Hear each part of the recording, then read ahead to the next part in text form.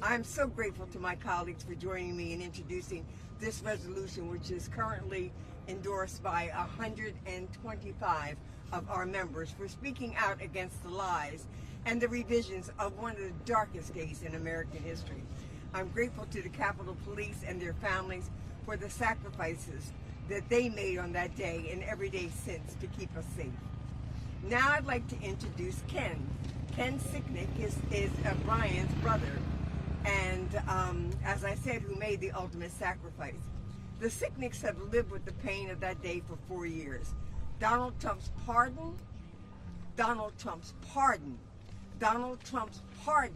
of those involved in Brian's death has reopened that wound. I think it's important to hear from the USCP family about how Trump's pardon has impacted them. And so I'd like to call Ken to the microphone.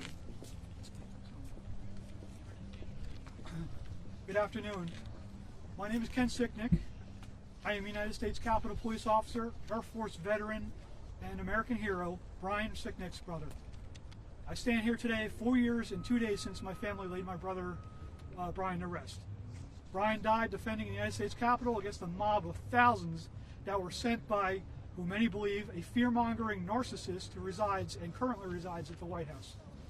The mob wielded chemical sprays, tasers, baseball bats, sharpened flagpoles, knives, as well as guns. According to former U.S. Attorney for the District of Columbia, Matthew Graves, it was likely the largest single-day mass assault of law enforcement officers in our nation's history. Roughly 140 officers were injured that day. 172 defendants were found to have assaulted the police with deadly or dangerous weapons, including the defendant who assaulted my brother Brian. On January 20th, 2025, a convicted felon and twice impeached politician pardoned approximately 1,600 criminals responsible for the destruction of the property and the destruction of the lives of law enforcement and their families, such as mine. They were all convicted through due process. The investigations were thorough.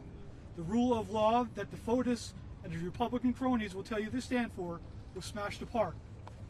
It was smashed apart by the very same person who claimed that he is, quote, a friend of the police more than any president who's ever been in office. While the founders were constructing the Constitution of the United States, there were discussions and debates about presidential pardons. Edmund Randolph of Virginia proposed an exception for cases of treason, and that if the president himself may be guilty, that the traitors he pardons may be his own instruments. George Mason of Virginia objected to pardons because the president would have the unrestrained power of granting pardons for treason, which may be sometimes exercised to screen from punishment those whom he had secretly instigated to commit the crime, and thereby prevent the discovery of his own guilt. Unfortunately, these objections were not heeded, and 236 years later, Mason and Randolph's fears may have come to fruition. The mob that attacked the Capitol and assaulted law enforcement were not persecuted, they were prosecuted. The current White House administration is doing all it can to erase this day from history. They have and continue to present false and misleading statements regarding the facts of what happened leading up to and including that day. There is an attempt to silence any media or politician who may criticize him or point out his responsibility for the events of January 6th. Threatening politicians, some of whom are here today, with prosecution for making public what he did that day. Threatening media outlets with the revocation of their licenses for diverging from what he wants his minions to hear and actually pointing out the truth. The current U.S. Justice Department has deleted its entire January 6th Capitol riot database, which detailed more than 1,500 prosecutions from its website. Removal of senior FBI officials, ham-handedly obtaining a list of thousands of FBI agents who worked on cases related to January 6th. The removal of 17 inspectors general whose jobs are to provide independent checks on agencies to prevent wrongdoing. Make no mistake, the night of the long knives has been resurrected. I will say this to all law enforcement that still support the FOTUS.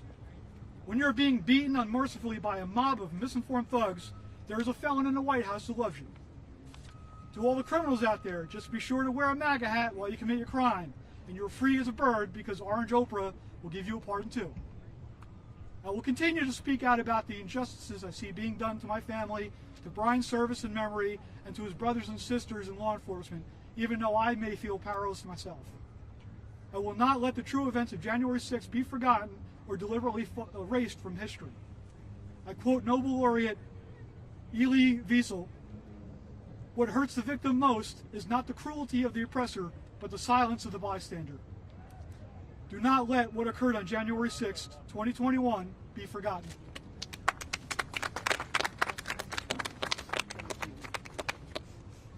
Thank you, Ken.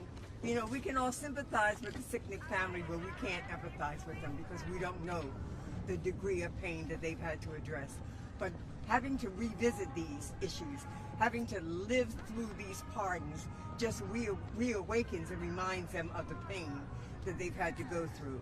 Now I'd like to turn it over to my colleague from Mississippi, the gentleman who has been the chair of the Homeland Security Committee, is now the ranking member, but the gentleman has used his voice as a chairman of the January 6th committee to investigate what happened in this country and that dark day, and has been a strong voice for all of us.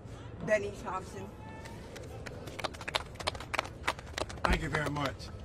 Let me say I join in support of this resolution because it speaks volumes as to who we are as a country. Anytime individuals attack this great capital of ours, anytime they assault law enforcement officers, they need to be called out. What you saw that happened on January 6, 2021, it really happened. It was not patriots. It was not people speaking their First Amendment rights. These were insurrectionists attacking their government. And in this democracy, that should never happen.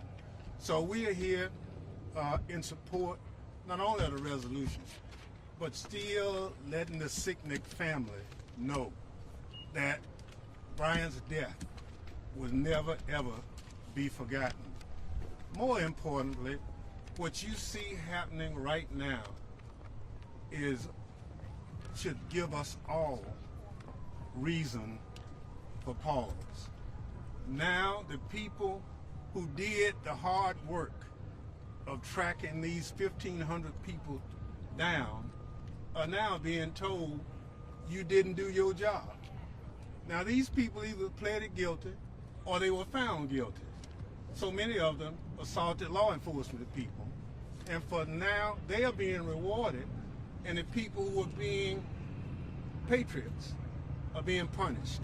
And so this administration ought to be ashamed of itself. We will never let what's being done be forgotten. And as Americans, we're better than this.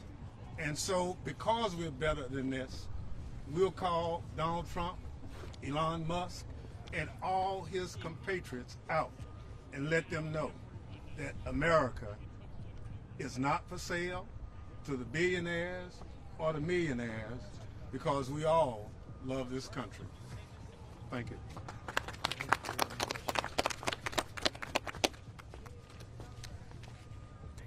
We'd now like to hear from Representative Beyer, who actually was the member who represented Mr. Sicknick when he was working for the Capitol Police.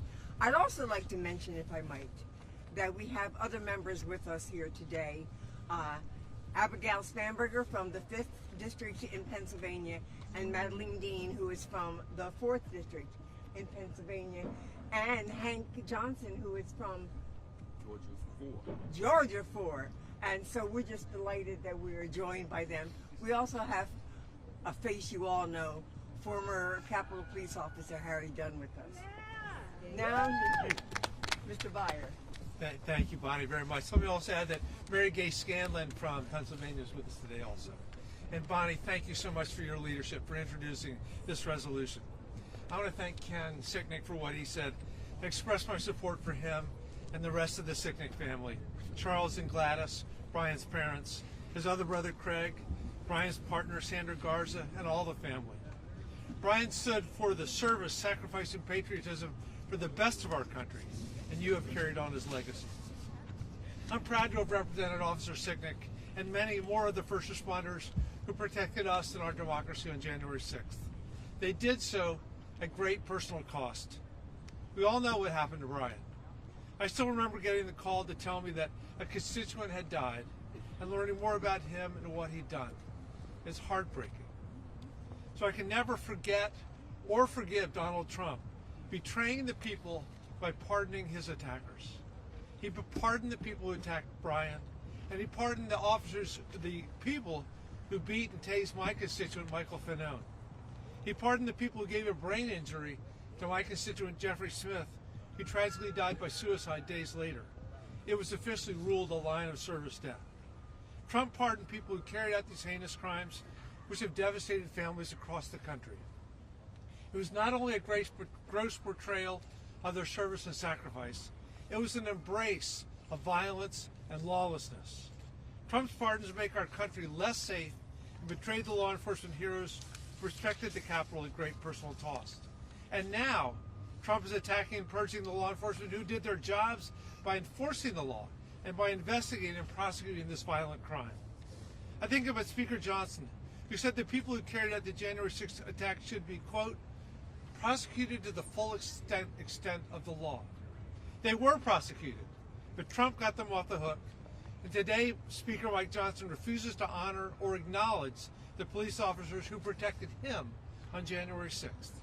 Hundreds of those officers still bear the wounds, seen and unseen, that will never heal, and their families share those wounds. My thoughts today are, as always, with the Sicknicks, with Aaron Smith and her family, and with the families of officers Howie Liebengood, Gunther Hashida, and Kyle DeFreitag. And they're with Mike Fanone. And they're with the many other courageous officers who defended the Capitol on January 6th and their families. The people Trump pardoned are already committing new crimes. We're seeing this almost every day. Donald Trump knows that. And who knows what other crimes they will commit, emboldened by Trump's pardons. Unfortunately, we're all going to find out. Let me now introduce my dear friend and an American treasure, Jamie Raskin.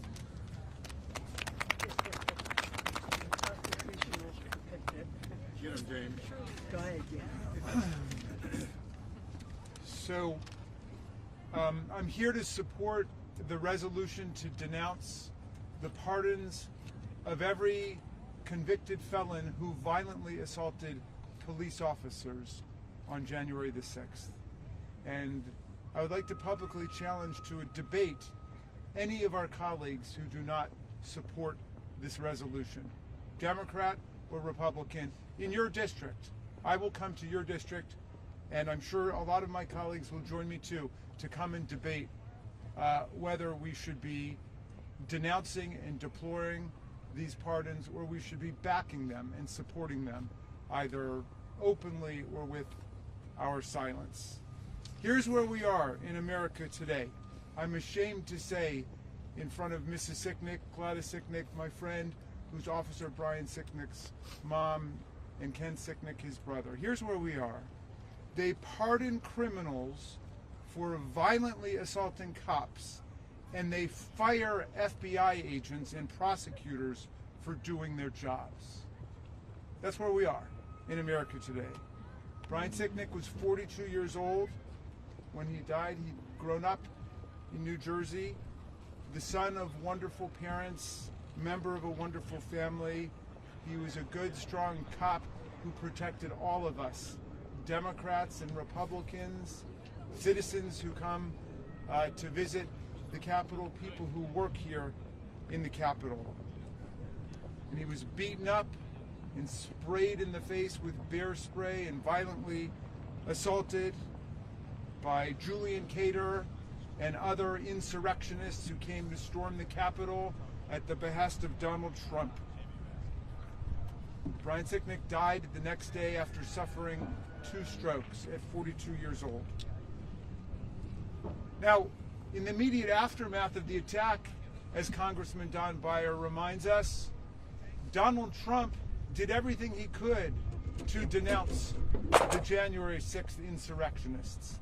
Like Mitch McConnell, like Mike Johnson, like Kevin McCarthy, they all denounced the violence. They said it was un-American. They said it was unpatriotic.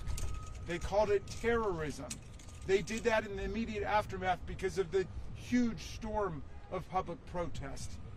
But Donald Trump steadily began a process of trying to redefine the meaning of the events of January 6th, to whitewash the atrocities that took place that day, to cover up and to shroud in doubt the violent assaults that took place on the police officers, to make people believe that it wasn't Donald Trump's MAGA mob that attacked us, but that it was Antifa, or even more scandalously, the FBI itself.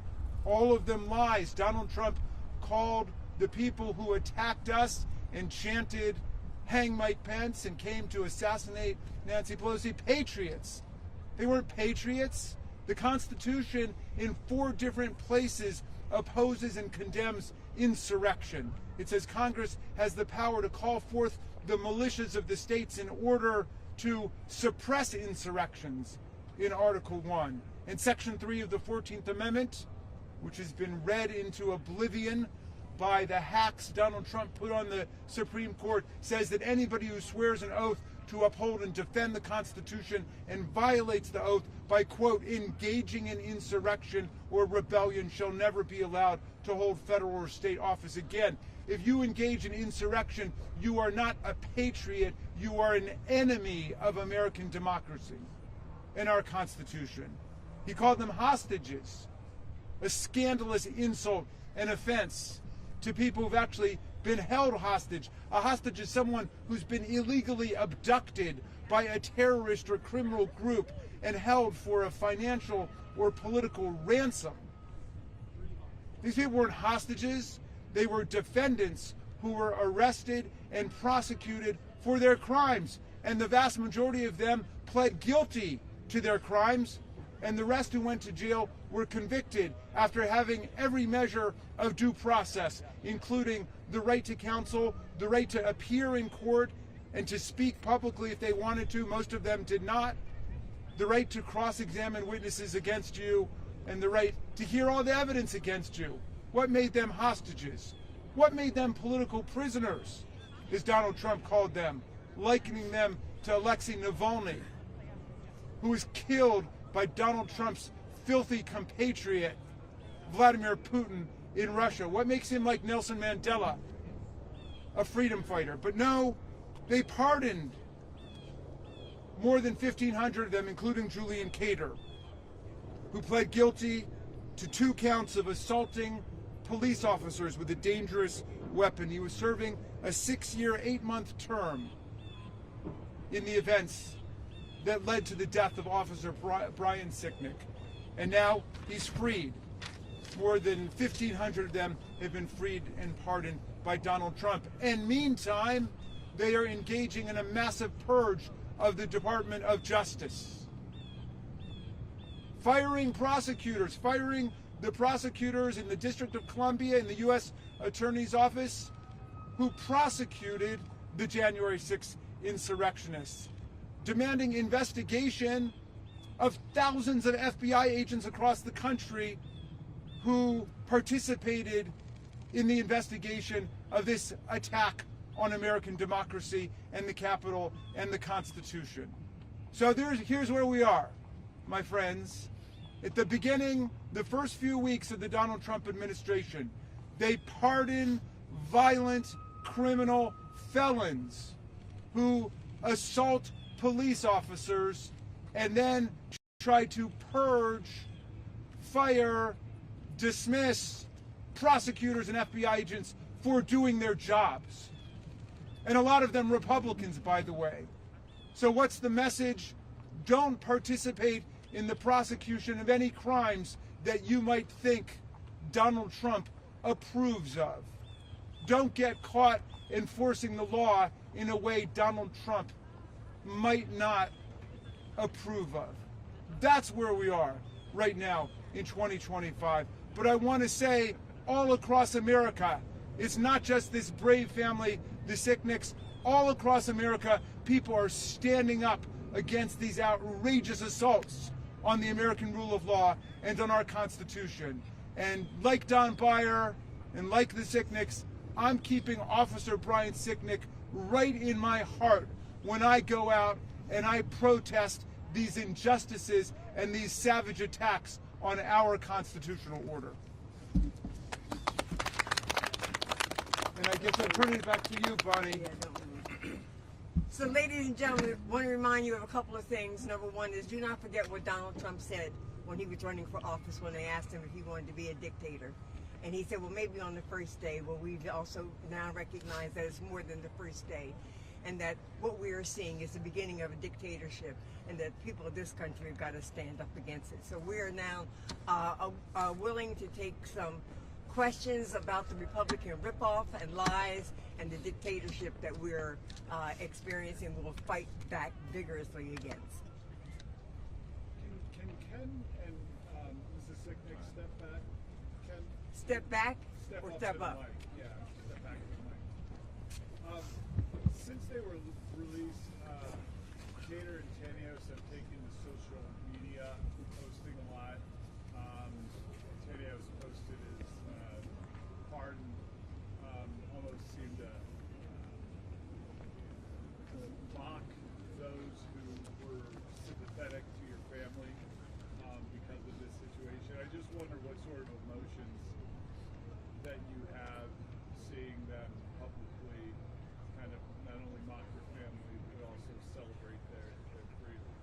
One of the things that we've done over the past 4 years is I've slowly gotten off of social media. I am no longer on social media, so I don't see a lot of that stuff purposely. When this all started, I used to go look at the articles, and I also used to read the comments, and it was hurtful. Both those defendants at the sentencing, and the judge even pointed it out, showed no remorse even at the sentencing. There was no apologies. There was no, I didn't mean to do it. I got caught up in nothing. So, they were getting GoFundMe funds for defense while they were on trial. So and I assume most of the 1,500 defendants that were released, none of them are going to have remorse. I know of one or two. I've heard interviews with them that they have remorse and they don't want the pardons. But out of 1,500, that's a nothing percentage. So it's hurtful. Unfortunately, I can't let these people be living in our heads rent free. They're going to do what they're doing, and unfortunately, like I said in my speech, we do feel powerless in a lot of cases. And what are we going to do? It's a tiny blue collar family going against the President of the United States. You're not alone. I don't think I can stand sitting next to him. I couldn't. And if I did, I would end up in jail. Mrs. Sicknick, would you speak to your emotions throughout this entire experience? And can you step whatever you want to say? From when he pardoned these people, I was just appalled. I just couldn't believe it. And now people have all these people that are going to do bad they said, well, I can do it. All these people got off, so I can do whatever I want. It's going to be a very scary time. You speak to standing with the city as many years later and your own emotions. Sure, I don't want to take away from this moment, and I'm here to support Mrs. Sicknick. There's nothing new to say. We all saw what happened. We all know what happened. I would challenge any single Republican in that chamber right now that's not going to support the resolution to tell why they're not going to support it. Don't be afraid. It doesn't put them back in jail. The only reason they're not doing it is because they're scared of Donald Trump, period. Mike Johnson right now, wherever he is in this building, has no less than 5 Capitol Police officers with him right now. Look them in the face and tell them you don't support condemning the people that attacked you and your co-workers. It's pathetic. Last Congress, they passed a law, a resolution, to put up a plaque honoring what happened on January 6th. It is not up right now. Why? Mike Johnson is not putting it up. I heard through the grapevine, he said he's deciding which bathroom to put it in. Challenge to you, Mike Johnson, put the damn plaque up. Are there any other questions? For the Sicknick family, we have heard a number of Republicans over the last few years who have maintained that they still say no one died as a result of January 6th. How has that made you feel? And What do you want You to don't say have to to them respond to to that. understand what you and your family have gone through? They don't need to respond to that. I think you'd like to. I mean, I can. Yeah, I'd like to. Yeah, please. No, if I'd like you to. Okay. So, yeah. I mean, yeah, he died on January 7th. His end of watch date is January 7th. He had his strokes. He was on the Capitol floor being resuscitated on January 6th. He was attacked on January 6th. The video is clear. Who did it? How they did it? Did he fall immediately after being attacked? No. But he had to back off the line for, what was it, half hour? Yeah, they were right back. And he went right back to fight. So, maybe the stroke didn't happen immediately after he got attacked. But make no mistake, there was a reason why he died. So, yeah, he didn't die on January 6th, but he was on life support. He was on a respirator on January 6th, and he died the next day. Thank you. Thank you very much. Appreciate your time. Thank you.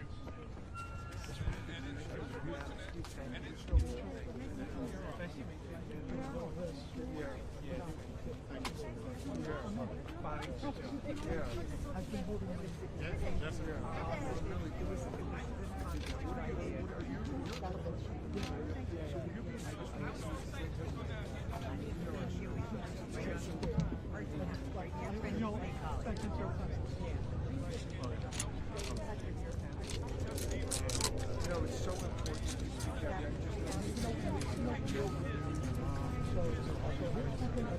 important to speak